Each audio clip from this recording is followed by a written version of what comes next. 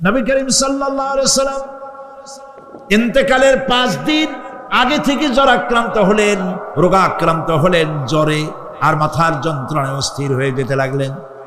বেহুশ হন, আবার হুশ হন। যেদিন তিনি ইন্তেকাল করবেন তার আগের দিনেও তিনি জোহরের নামাজ পড়ার জন্য সাহাবীদের কাঁধের উপরে ভর দিয়ে নামাজ পড়তে গেছেন। পা উঁচু করে নিতে পারেন নাই, পা টেনে টেনে নিয়েছেন। তিনি সেখানে খুতবা দিলেন, বললেন, ও আমার উম্মতিরা, এই পৃথিবীতে আল্লাহ রাব্বুল আলামিন তার এক বান্দাকে পৃথিবীর সব জাগতিক সম্পদ দিতে চেয়েছিলেন, কিন্তু সেই বান্দা সব জাগতিক সম্পদকে উপেক্ষা করে আল্লাহর সঙ্গে দিদার করা বেশি পছন্দ করেছেন। কেউ কিছুই বুঝলো না। হযরত আবু বকর রাদিয়াল্লাহু তাআলা আনহু খুব কাঁদতে লাগলেন। তিনি বুঝতে পেরেছেন যে এই পৃথিবীতে সমস্ত সম্পদ দিতে চেয়েছিলেন আল্লাহ যাকে, তার নাম বিশ্বনবী। তিনি সবগুলি উপেক্ষা করে আল্লাহর সঙ্গে দিদার করা বেশি পছন্দ করেছেন। আমরা অতি তাড়াতাড়ি নবীজি থেকে নবীর এতিম হয়ে যাব। পরের দিন ইশার নামাজের ওয়াক্ত হলো, আজান হয়ে গেল। মসজিদে মুসল্লিরা ভরে গেছে, সাহাবায়ে কেরাম সব এসে গেছেন।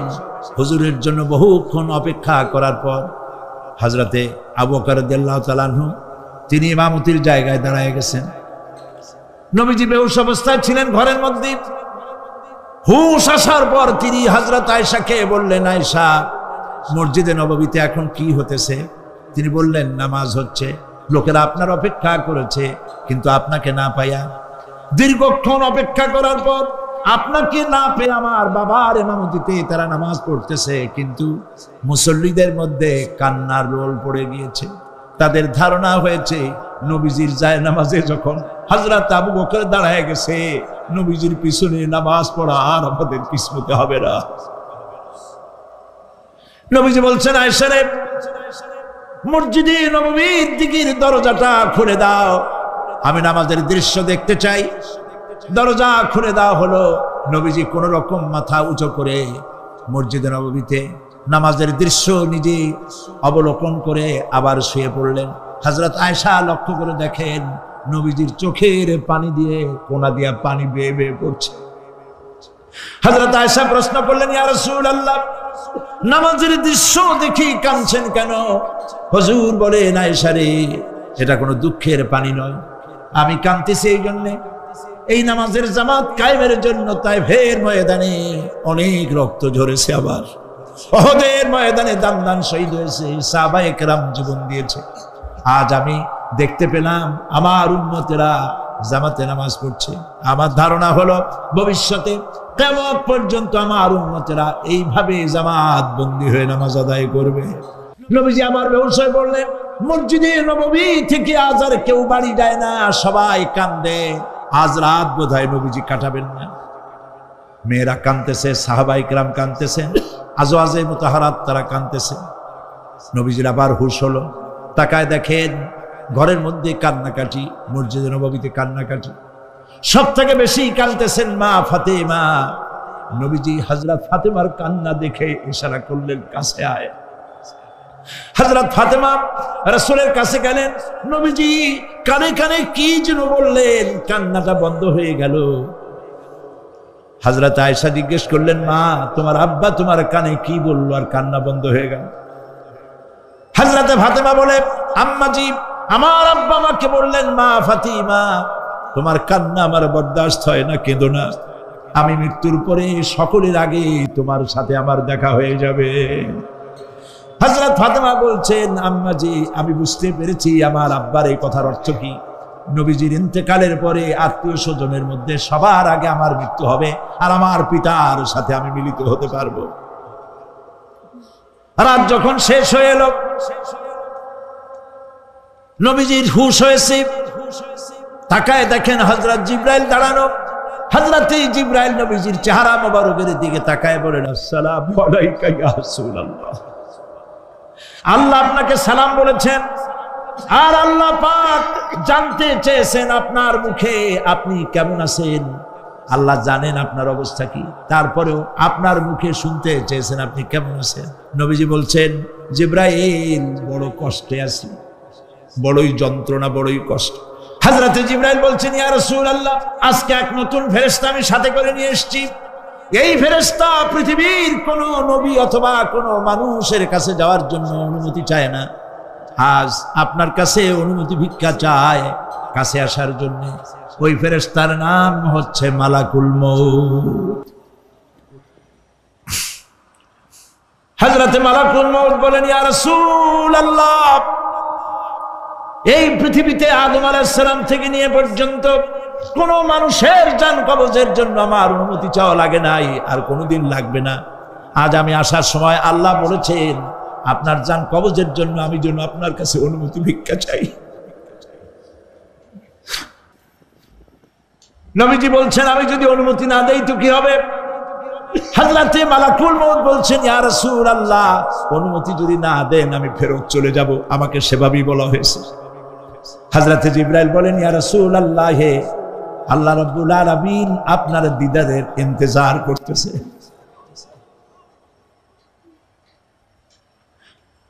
নবীজি বলছেন, মালাকুল মউত, তুমি জান কবজের কাজ শুরু করো।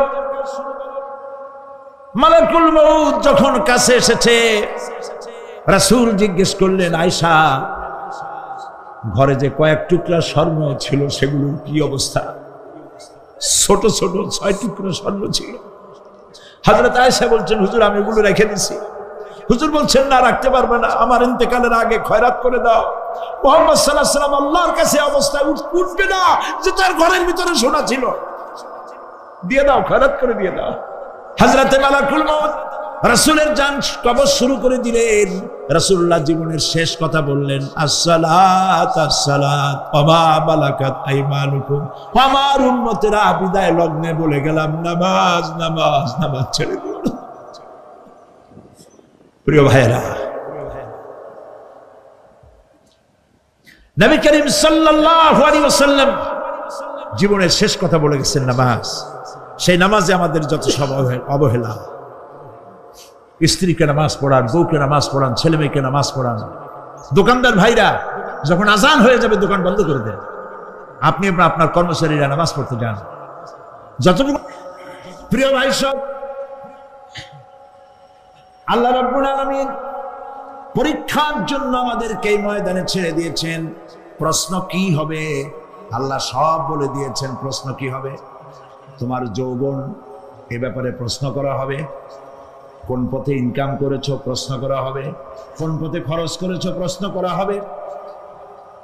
দ্বীনের ইলম যতটুকু হাসিল করেছিলে তার কতটুকু নিজে পালন করেছো, আর দ্বীনের দাওয়াত কতটুকু মানুষের কাছে পৌঁছায়ছো, প্রত্যেকটি ব্যাপারে কিয়ামতে আল্লাহর কাছে জবাব দিতে হবে।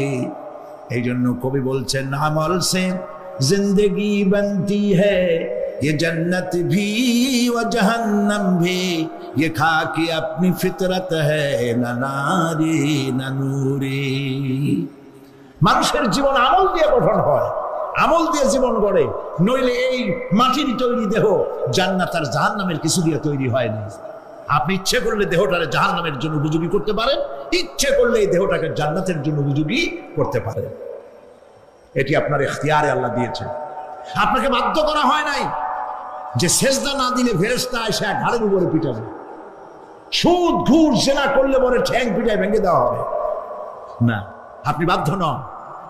আপনি সম্মানিত জীব, আল্লাহ সম্মানিত প্রাণী আল্লাহ পাকের, সেই জন্য মানুষকে বাধ্য করা হয় নাই।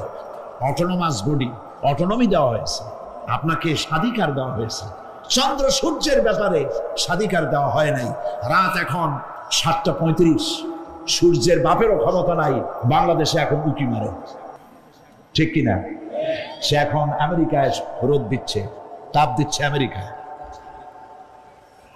ওকে নির্ধারণ করা হয়েছে যেভাবে, সেইভাবেই করতে হবে। পানি বলেন, পাহাড় বলেন, পাখি বলেন, চন্দ্র বলেন, গ্রহ বলেন, নক্ষত্র বলেন, সব জিনিস বাই হুক অ্যান্ড ক্রুক আল্লাহর হুকুম মানতে বাধ্য। কোরআনে কারীম আল্লাহ পাক বলেছেন, আফাগায়রা দীনিল্লাহি ইয়াবগুন ওয়া লাহু আসলামা মান ফিস সামাওয়াতি ওয়াল আরদি তাওআন ওয়া কারহা। আল্লাহর দেওয়া জীবন ব্যবস্থা ছেড়ে দিয়ে তোমরা কি অন্য কোন মতবাদ তালাশ করো। ওয়ালাহু আসলামা মান ফিস সামাওয়াতি ওয়াল আরদ, অথচ আকাশে যা আছে জমিনে যা আছে সব আনুগত্যের মস্তক আমার সামনে অবনত করে দিয়েছে। সুবহানাল্লাহ। মানুষকে আল্লাহ পাক ইখতিয়ার দিয়েছেন, ইচ্ছে করলে মাহফিলও আসতে পারেন, ইচ্ছে করলে সিনেমাও ঢুকতে পারবেন, অসুবিধা নেই। অসুবিধার জন্য কিয়ামত, ওখানে হিসাব হবে। এখানে আপনি সূর্য চন্দ্র ফেরেশতারও কোনো মাজাল নাই, কোনো ইখতিয়ার নাই আল্লাহর হুকুমের বাইরে কিছু করে। আল্লাহ যা করতে বলেছেন তাই করতে হবে, এর বাইরে এক চুলও নড়তে পারবে না। কিন্তু মানুষেরা করতে পারবে। মানুষ ইচ্ছে করলে নামাজ রোজা ছাড়তে পারে, ইচ্ছে করলে আল্লাহর অমান্য করতে পারে। এইটা তার বিচারের জায়গা না, এটা হলো পরীক্ষার জায়গা। এটা কিসের জায়গা? পরীক্ষার জায়গা। এখানে আপনি কামাই করলে ওখানে কিছু পাবেন, এখানে কামাই না করলে কিছু পাবেন না। আরো সোজা করে বলি, কোন কৃষক, যে কৃষক আষাঢ় মাসে শ্রাবণ মাসে জমিন চাষ করে না, পৌষ মাসে তার গোলায় ধান আসবে? কথা বোঝেন নাকি বুঝেন না? পৌষ মাসে গোলায় ধান আসবে? কোনো পাগলও বলবে না যে তুমি তো চাষই করো নাই, তুমি তোমার জমিনের ফসল তোমার ঘরে আসবে কেন? কাজী এই দুনিয়ায় পরীক্ষা দিলে এখানে রেজাল্ট হয়, এখানে গাছ লাগাইলে এখানে ফল দেয়। কিন্তু মানুষের জন্য আল্লাহ পাক যে আমল তৈরি করেছেন, পরীক্ষা নেবেন, সেই পরীক্ষার রেজাল্ট এখানে হবে না। পরীক্ষার রেজাল্ট আউট হবে কোথায়? আখিরাতে। বলেন সবাই, কোথায় হবে? পরীক্ষার রেজাল্ট আউট হবে কোথায়? আখিরাতে। এখানে আপনি যা কামাই করবেন এখানে রিটার্ন দেওয়া হবে না। এখানে যা কামাই করবেন সমস্ত কামাই 700 গুণ বর্ধিত আকারে কিয়ামতে আল্লাহ আপনার হাতে ধরাই দিবেন। আল্লাহর ওয়াদা কখনো মিছা হয়? মিছা হয় রাজনৈতিক দলের নেতারা, এই জাতীয় লোকেরা যারা মঞ্চে আসে আর বলে যে এবার আমাদের ভোট দেন, আমরা ক্ষমতায় যাইতে পারলে আপনারা না খাইয়া কেউ মরবেন না। কিন্তু কি খাইয়া মরবে তাও কয় না। সেদিন শুনলাম এই যে নির্বাচন এখন একটা চলতেছে, স্লোগান বাপ দাঁড়াইছে, ছেলে তো বলে রহিম ভাই আমার ভাই, তোমার ভাই, বাপের নাম রহিম। তারপরে শুনলাম বলতেছে বেগুন ভাইয়ের চরিত্র, আজকের নাম রাখে তো আদর করে বেগুন পটল, বেগুন ভাইয়ের চরিত্র ফুলের মতো পবিত্র। আমি আর একজনের পাশের থেকে বলি যে নামাজ পড়ে না একক, তো এমনই ফুলের মতো চরিত্র। তো দুনিয়ার ময়দানে আপনি যা কামাই করবেন এখানে রেজাল্ট আউট হবে, এখানে আপনি পাবেন ফল, এখানে পাবেন। যা করবেন এখানে গাছ লাগাবেন, ফল লাগাবেন, এখানে পাবেন। আর আল্লাহর জন্য যেটা করবেন সেটার ফল, সেটার রেজাল্ট কিয়ামতে বাইর হবে। সুবহানাল্লাহ। এখানে পরীক্ষা দিয়ে যদি কেউ ফেল করে, ম্যাট্রিক পরীক্ষা দিয়ে ফেল করেছে, ফাজিল পরীক্ষা দিয়ে ফেল করেছে, আবার পরীক্ষা দিয়ে পাস করার সুযোগ আছে, আবারও ফেল করেছে, আবারও পরীক্ষা দিয়ে পাস করার সুযোগ আছে। 10 বার যদি ফেল করে আরো 10 বার পরীক্ষা দিয়ে পাস করার সুযোগ আছে। কিন্তু কিয়ামতের দিন আল্লাহ রাব্বুল আলামিনের জীবনের পরীক্ষায় কোনো মানুষ যদি আল্লাহর আদালতে ফেল করে বসে একবার, দ্বিতীয়বার পরীক্ষা দেওয়ার আর কোনো সুযোগ নাই। এই পৃথিবীতে যদি কেউ নিম্ন আদালতে মামলায় হেরে যায়, জজ কোর্টে করবে, যদি হেরে যায় হাইকোর্টে করবে, হেরে গেলে আপিল করবে সুপ্রিম কোর্টে, সুপ্রিম কোর্টেও যদি হেরে যায় তাহলে প্রেসিডেন্টের কাছে আপিল করবে। সুযোগ আছে কয়েকবার। কিন্তু কিয়ামতের দিন জীবনের আদালতে কোনো মানুষ যদি একবার ফেল করে বসে, জীবনের মামলায় যদি একবার হেরে যায়, দ্বিতীয়বার আপিল করার আর কোনো জায়গা নাই। সেই আখিরাতে রেজাল্ট আউট হবে। আমরা সব মরে যাব, আমরা সব কি হব? সব মরে যাব।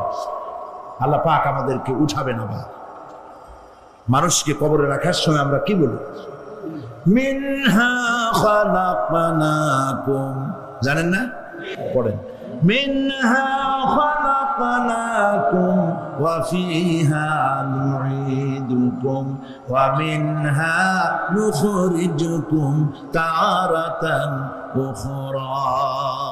এই মাটি দিয়ে তোমাকে তৈরি করা হয়েছিল, এই মাটির মধ্যে রেখে গেলাম, এর থেকে আবার তোমাকে উত্থিত করা হবে। কে বলতেছেন কথা?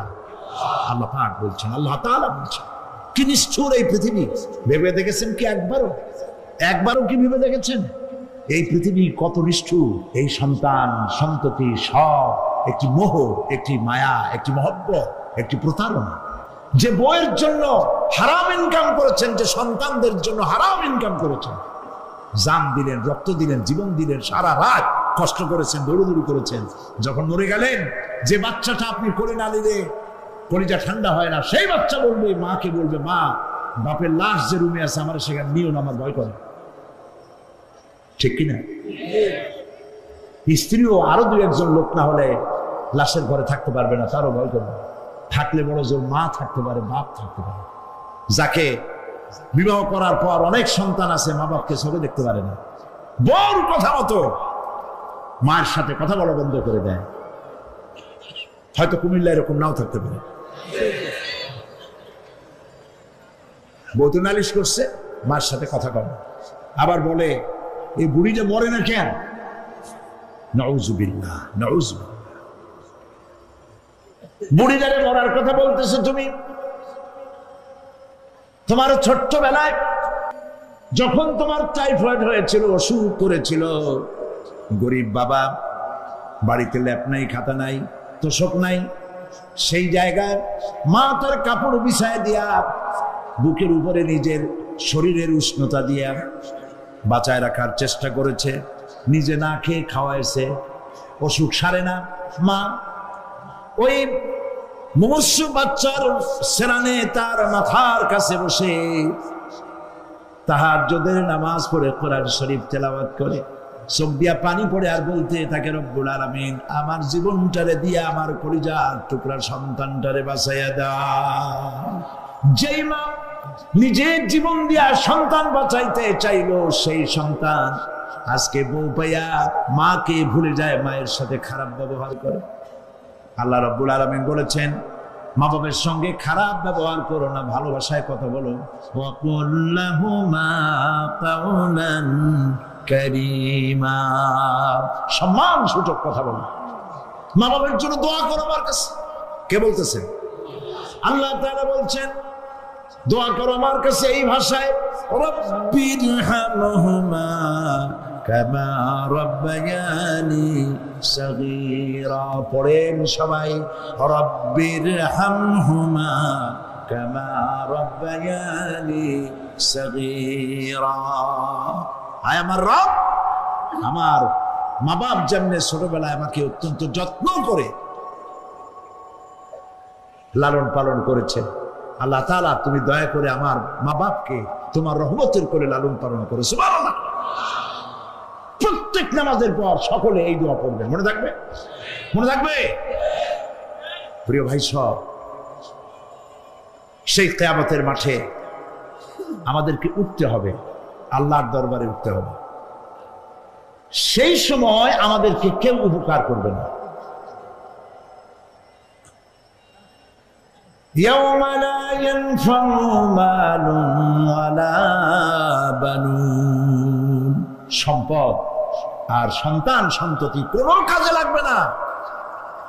মা তার সন্তানকে চিনবে না, সন্তান তার মাকে চিনবে না, বাপ তার সন্তানকে চিনবে না, কেউ কাউকে পরিচয় দিবে না।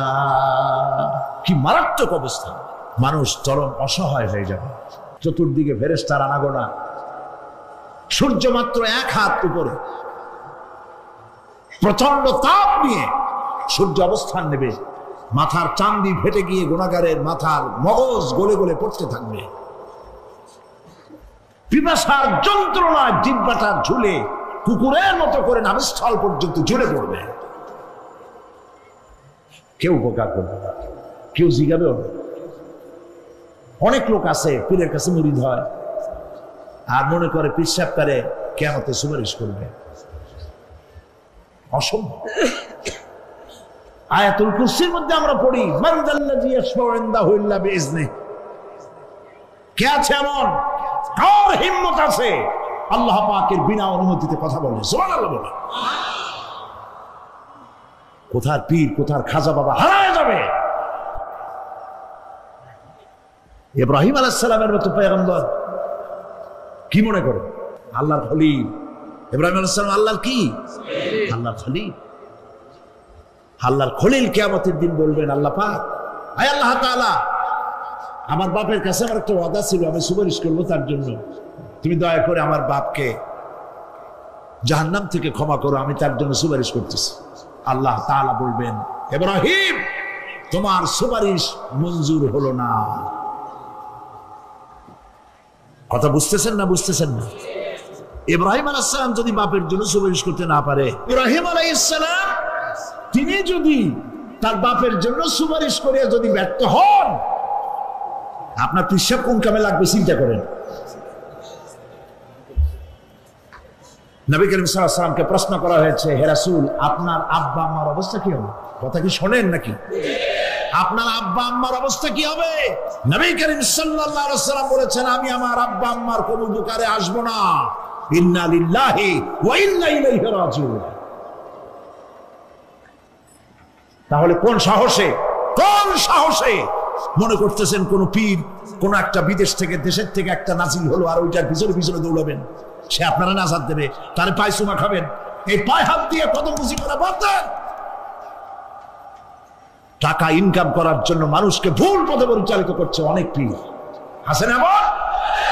খালি মানুষের টাকা দেয়, জামায় অনেক পকেট, খালি টাকা নেয় সমানে ডুবাইতে থাকে চতুর্দিক দিয়ে।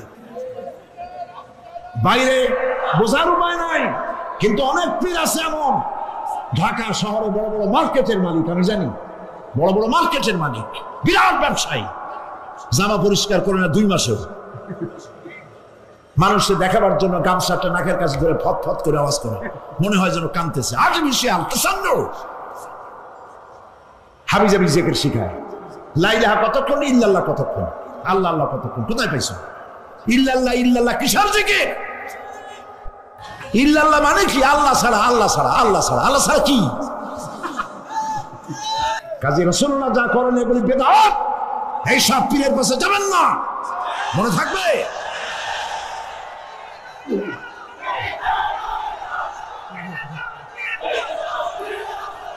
প্রিয় ভাই সব, কিয়ামতের দিন আপনার আমল, একমাত্র আমল আপনাকে বাঁচাইতে পারবে।